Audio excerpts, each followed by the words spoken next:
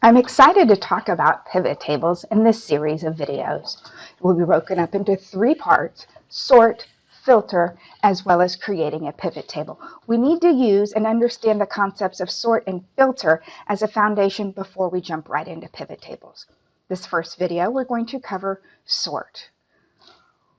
The sort feature in Excel allows you to quickly sort your data by using your headings. The sort is located in the editing group on the home ribbon right here. It also shares space with the filter, which we will do next.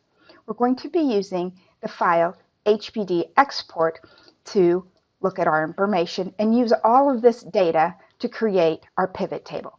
We're going to click on the column heading first, and we're going to double click to adjust the column width and make sure that we can see all of the information within this spreadsheet. We've got headings are located on row 1. We've got the date, the time, the offense, the beat, the premise, the block, the street name, the type, and the suffix.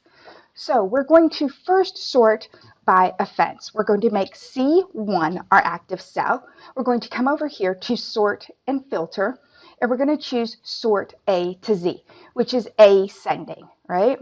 And just because we selected C1 as our active cell and came over here to sort A to Z, it has sorted all of the offenses in alphabetical order, as well as brought their respective data and information with it. There's quite a few aggravated assaults. All right, our next sort is going to be from Z to A. We're going to make A1 our active cell, come back here to our editing group on our home ribbon, and choose Z to A, which is descending. So when you choose Z to A, think of that as letter Z to A. So that would be 26 to 1. So we've got all of the crimes that were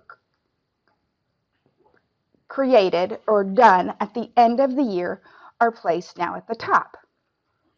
If we change our mind and want to see A to Z versus Z to A, we go back and sort ascending, which is A to Z, and now it'll put the crimes that were done in January of 2017 before the crimes that were done in January 2018, and now it's sorted by date in ascending order.